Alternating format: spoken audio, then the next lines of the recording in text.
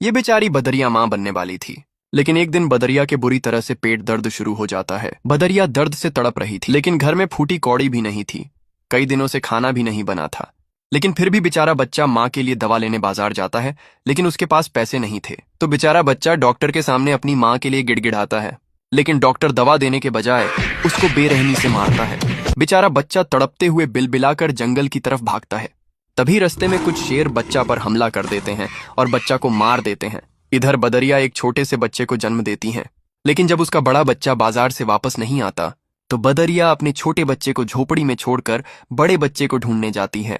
तभी रास्ते में बदरिया को उसका मरा हुआ बच्चा मिल जाता है। बच्चा को देखकर बेचारी माँ की रूह कांप जाती है। इधर झोपड़ी में छोटा बच्चा माँ के लिए बहुत रो रहा था।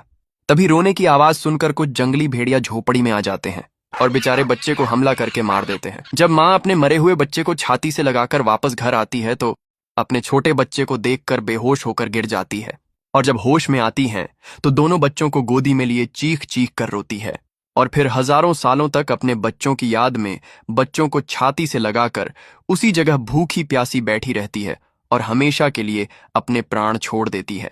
लेकिन आपने इस बेचारी माँ के लिए फिर भी लाइक और सब्सक्राइब नहीं किया।